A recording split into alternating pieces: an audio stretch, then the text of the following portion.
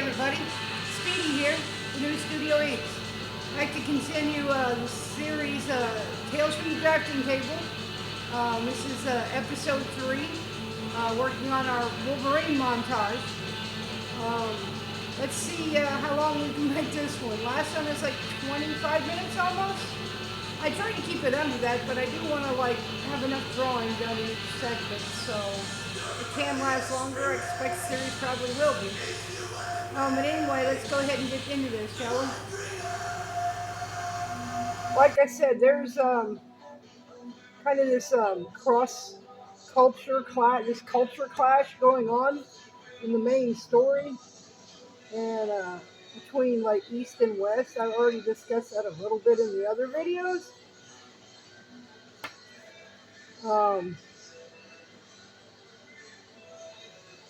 I want to make sure that's telegraphed inside this montage, if you will. So, technically, I put a straight line in there, and really it's ultimately going to be curved. His waves are curved, but, you know, I really more or less did that so I know where to put people's heads and things like that. So, what I've decided to do, since he's so large and I don't need to put his head right next to himself, I've decided I'm going to go ahead and just focus on the woman at the center of this entire story, put her and her father in instead, and leave him out. It's kind of obvious this is his story, this is his montage. So putting him every single place isn't necessary to telegraph, especially with this one being as large as it is. So, you know. But yeah, I'm working towards it, and I may even end up making an additional draft of this. But I feel pretty good about the way I'm approaching this, right? So, his love interest in there, his first, yeah, it's a complicated story. He ends up, like I said in the other episode, he ends up in this kind of love triangle situation because of like her choices, her father's choices for her is the best way of putting it. Her father's choices for her. That is the best way to look at it. So she's forced to be traditional by her father. So this is a story, in that sense, it's not that different from all of the cultures on the planet. All of the cultures, some of them currently still do, but have a time period in their history where they weren't particularly progressive. But at the same time, there are some cultures that you can look back into their history and see that they definitely weren't, I guess you could say, daughters weren't treated like currency. Perfect example would be like the early Slavic cultures. They have a lot of unusual things in common with uh, Judean culture. Judean culture is matriarchal, so yeah, it's kind of the other way around. Women were deciding the fates of men and their sons and so forth. Um, I don't know what other kind of examples I can show, but that for sure is like something that did exist in the past, and it still exists in some cultures currently. Um, but typically in the West, typically for Western cultures, it's the other way around. Women were treated like a tradable commodity, in some cases, no different than a horse or a camel, like a camel, yeah, things like that. That still does go on in more of the primitive parts um, of the Middle East, but yeah, I do believe that's changing. It slowly will change. We have a more like international world now where we can travel so much faster, so much easier than we ever could before. So the opportunities to end up in a different culture that has a more like progressive or modern view is more available now than it's ever been. So, you know, and I don't really have. I'm not a feminist. I'm a balanced person. I believe in balance, is what I believe in. But I still found this story really, really an awesome story, just the same. So yeah, the thing that's going on in the story, like I think I did mention it before, is that her father is like real old school. Like still wears robes, still has his little, you know, um, I'm not sure what you call it, but up in the tower, he still has his like training room. He's still got samurai armor, and it's like the family samurai armor. And he's in debt. He's in debt. So even though he loves his daughter, he still has this kind of possessive approach to her. And so rather than approving Wolverine to court his daughter, he challenges him to a duel with wooden swords and beats Wolverine. And Wolverine, what makes Wolverine such an awesome character is he's honor driven. You know, we nowadays look at it like, the guy that rescues the daughter from the overbearing father is the hero. That's not necessarily true. I mean, there's ways you can see where it's not true, really. I mean, she has more than a father. She has a whole family. So, stealing her away would have violated his own honor too. That's one thing that's really cool about Wolverine is he's honorable no matter what. And anybody who's like read the comics and followed the storyline like throughout the entirety of the series, there was a period where he had his adamite ripped out of him, and it made him become like super feral.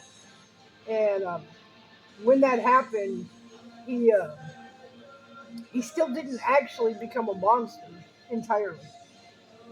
In fact, actually being aware of the potential for himself to become one made him withdraw and become more isolated to protect people.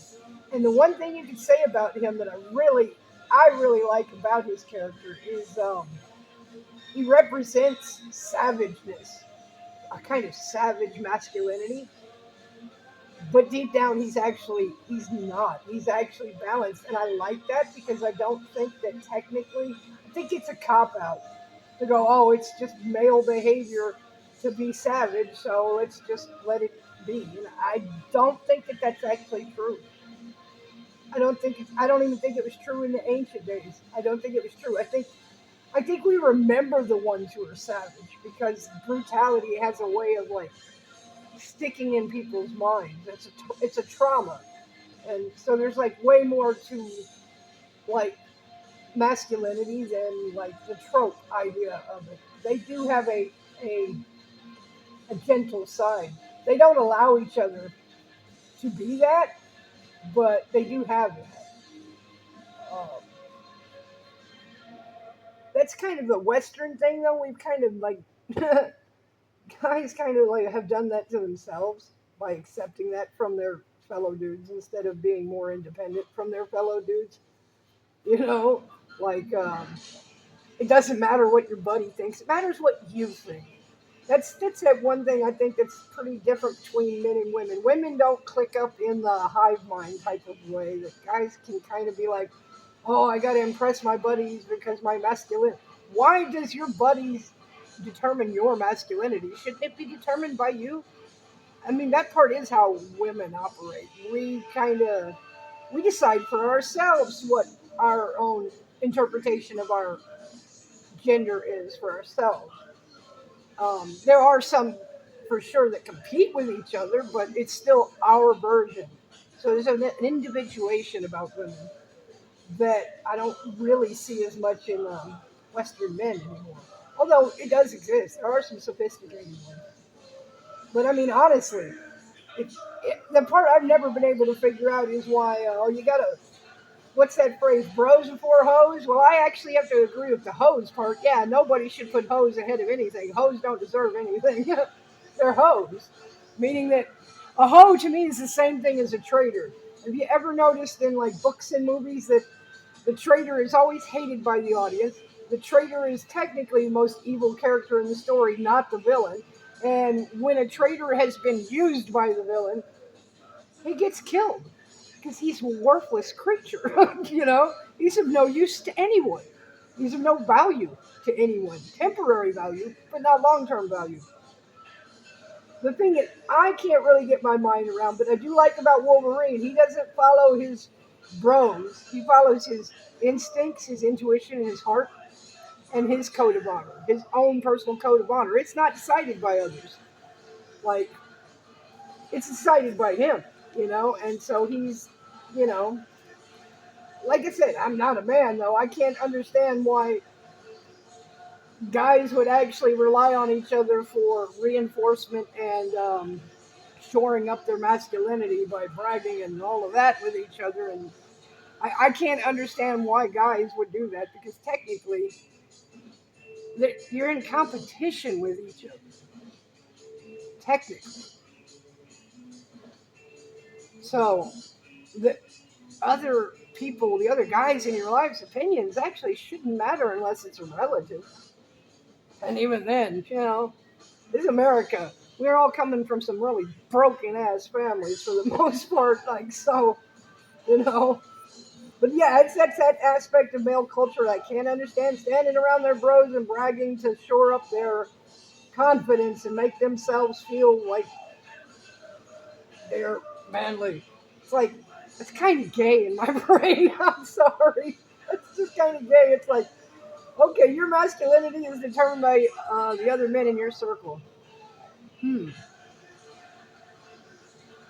Shouldn't be impressing yourself. And Wolverine is awesome because he's kind of that lone wolf character, self-determination. He is his own self.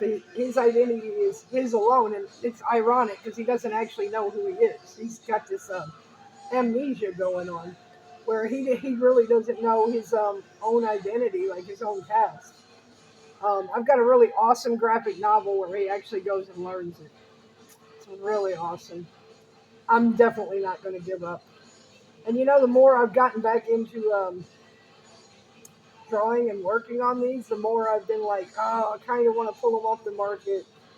But I don't want the contamination to happen of having them on hand, make me want to like start reading through them and thumbing through them again right when I'm creating my own. So I don't want that contamination.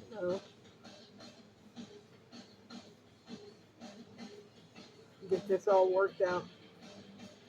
Hopefully, like I said, I won't end up making this too long. I just want to get enough going on that like we make progress in each one.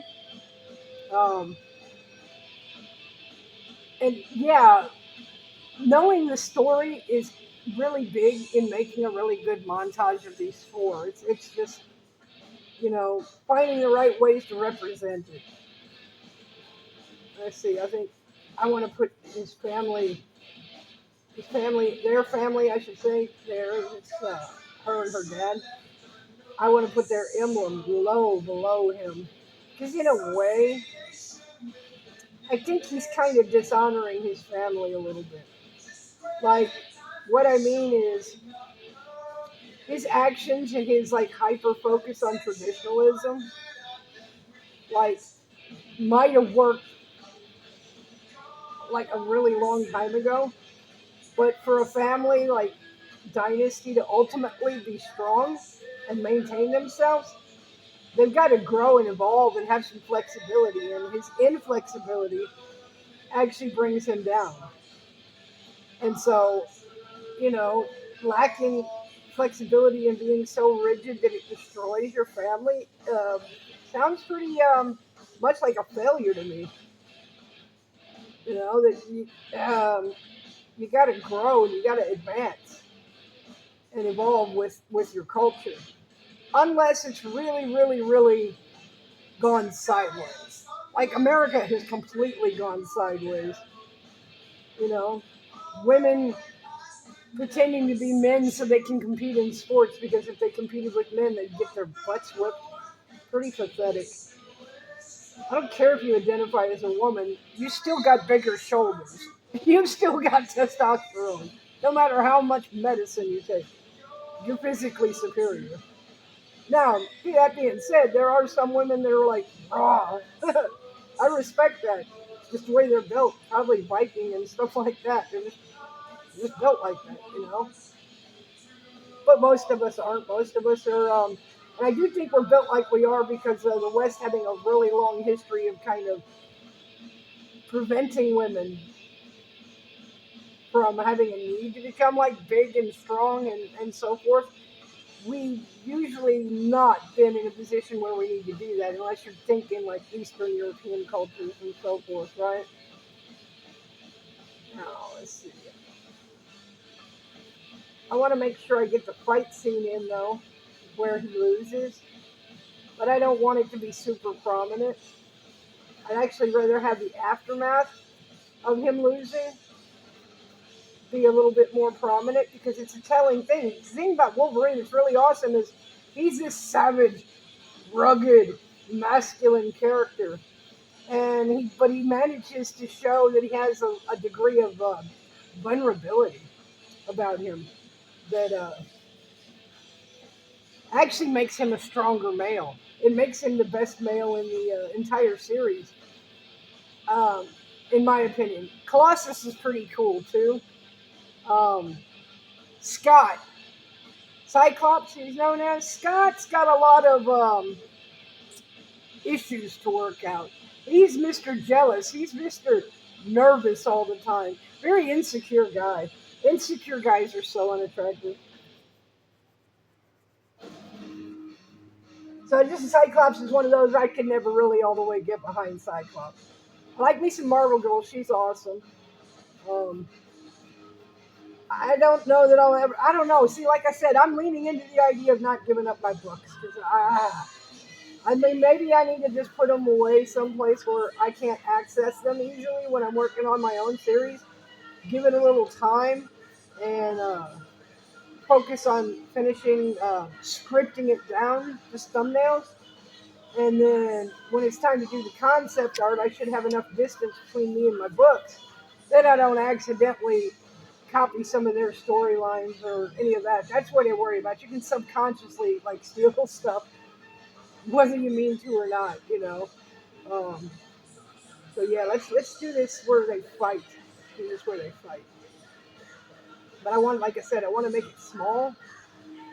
I don't want to make it prominent.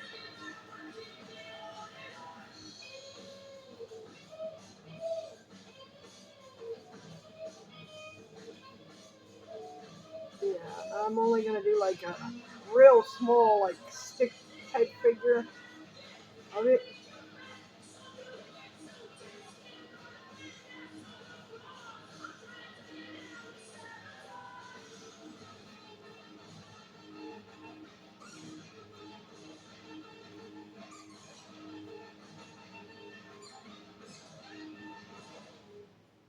Yeah.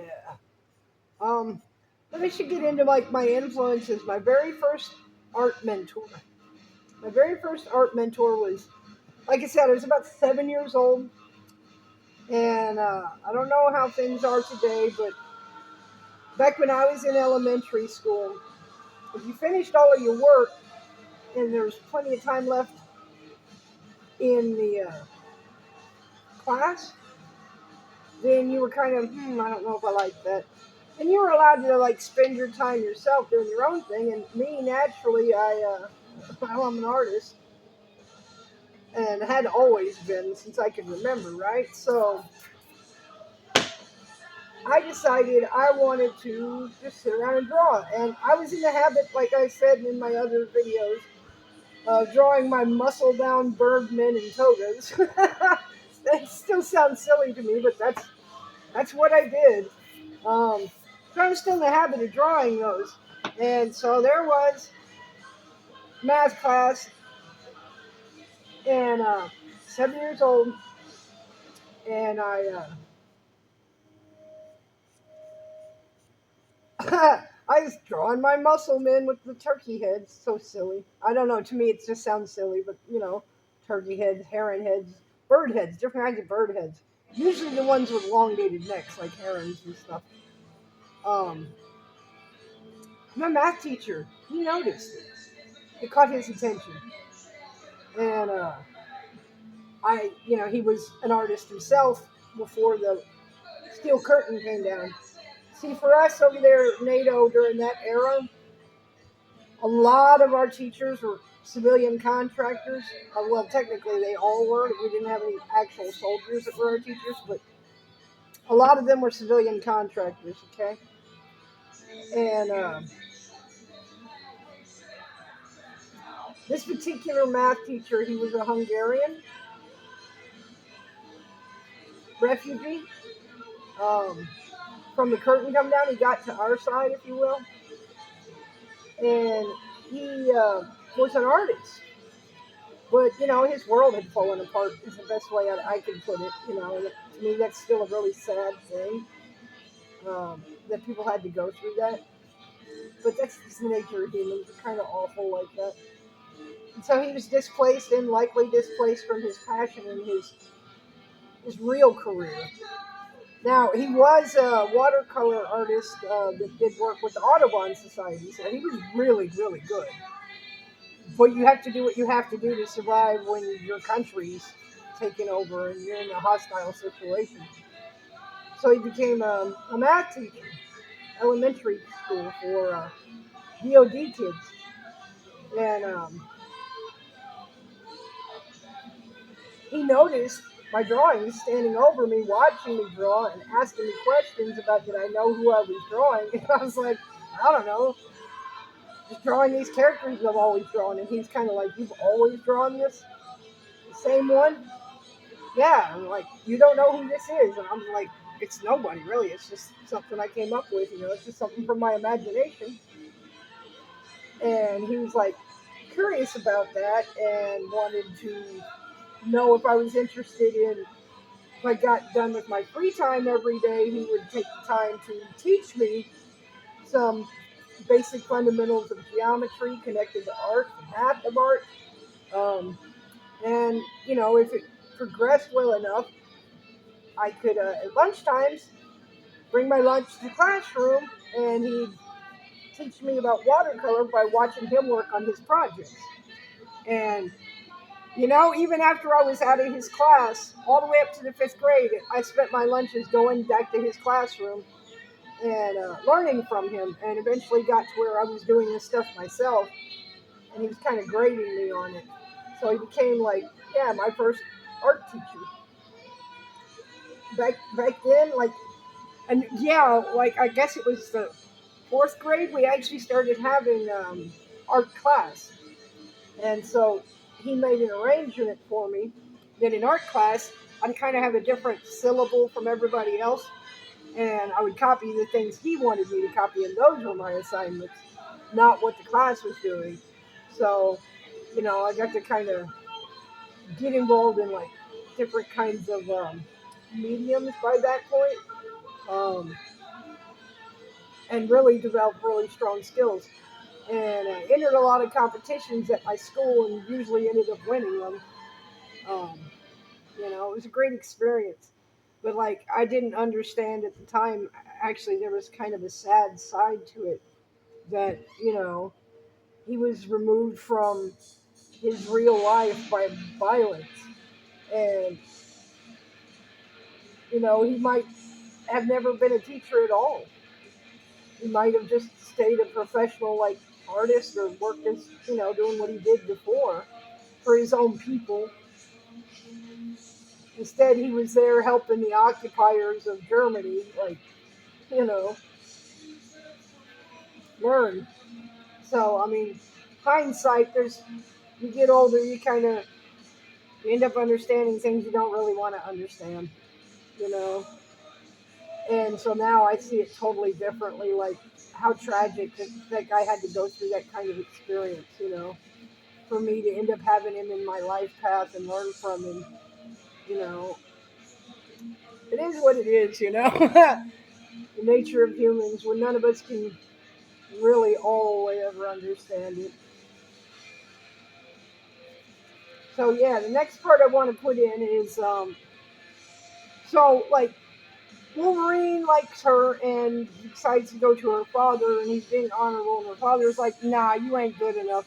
Let me prove it. They have this duel, and he beats Wolverine, and Wolverine ends up unconscious, thrown outside in the streets, and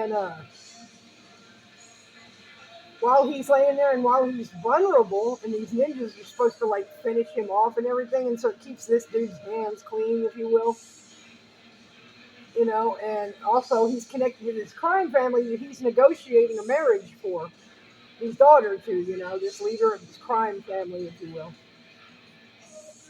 And so that does end up going down. She does end up like feeling honor bound to protect her family and to marry this other dude who's a piece of shit. He's a really awful dude. And Wolverine, being an honor bound type of dude and an honorable dude, well, he lost. He lost in the fight, and he does go to talk to her like, wait a minute, this isn't, this your culture is, this is different time, this modern times kind of thing. Because by this point, Japan is modern. You know what I'm saying? It's. He feels like, well, other Japanese men and women are liberated from this old culture. Why is it that you feel like you need to like do something that's against your own wishes for your sake of your family and your father's honor? How is that honorable, kind of thing? He does try to have a conversation with her about it, but she's adamant that she's going to follow, fulfill her father's wishes, and that it's like to save her family's name and him from being in debt, Um, so he ends up unconscious on the street, and one of these normal Japanese chicks who's not all bound up on honor, and also I don't think her family was like a highborn family anyway. She's like in like an older time, she would have been like a peasant or something. But anyway, he's unconscious outside. She rescues him. And Wolverine, knowing that like the whole love affair and love he has for this other woman is pretty much a moot deal. It's over. You know, she's made her choices, and he respects her choices, even if he does. He respects her. He respects her, so he lets her make a choice that he doesn't respect. He doesn't agree with, but he lets her. He honors her choices, if you will, and decides that he needs to move on. And he ends up like spending time with the chick who rescues him afterwards. And so I'm gonna kind of put that scene in here, and I like it because it's got ninjas. Anything with ninjas is cool, y'all. Oh, to me it is anyway. But yeah, these ninjas are essentially intended to finish him off because everybody does know what he is. They know he's like a badass. They know he's like a mutant. They know he's got like this feral, dangerous side to him. So her future husband is like um, doing sending these ninjas to get rid of him while he's unconscious and vulnerable. And yeah, this street chick. Now, I'm not saying she's like a hooker or anything. She's not like that, but she's like a peasant in the modern sense, though. So that doesn't really exist. That structure didn't exist back then. But she's like a more progressive Japanese citizen, right? She rescues him. And brings him to her haunt, her bar that she likes to chill out at, and helps him recover and everything. And he spends some time at the bar and drinks a lot. He's miserable. He's not moving on per se, but she's comforting. She's there for him, and eventually he's like, she's not a bad choice. you know, so he kind of starts to move towards putting that part of his life behind him. It's sad, but he moves towards it. He fails actually. He still ends up being hung up on the one that got away, if you will, the one that like you know chose this mobster guy, chose to do what her father wanted, and essentially pay her father's debt off. You know, by being in this arranged marriage. Wolverine does find out though that this dude's beating her up, and so he decides he's gonna jack this dude up and kill him for it because his honor says no, you don't let dudes abuse women. Wow, I wonder what happened to that. I mean, I know there's still some Western men that are like that, but there's not very many anymore. At least not where I'm at. Um, But it could be because their wives don't let them. Because I think honorable men end up married pretty quick. Women got a good radar for honorable men for the most part. A smart woman does anyway. And so, it might be something like that where all the honorable men are hiding behind their wives because they want to keep them. So they don't interfere in things necessarily anymore unless their wife tells them to interfere in things. They don't, you know. But all these cool ninjas. I love ninjas. I'm just saying, y'all, I love me some ninjas. I like I said, I don't want this to run too long, and I felt like we made some pretty good progress. We've worked up the entire side here, and we've nearly finished this off, this side of it off. So I think I'm going to go ahead and call it from here. And all right, that's conclusion of part 3 and Tales from the Drafting Table. Appreciate everybody that came and checked it out. If I said anything that bothered anybody, sorry. You always have the option to watch something else. I'm, just telling stories and talking about my own perspective on things.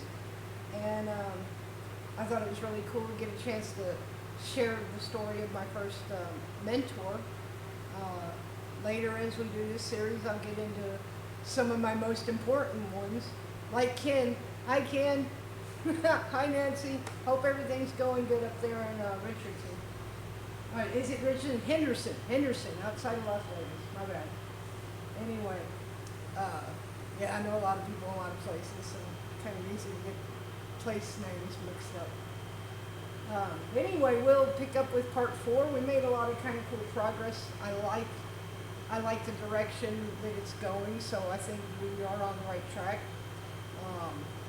So I don't think we'll be making a second sketch up to figure it out. I think this one's going to end up being the foundation for it.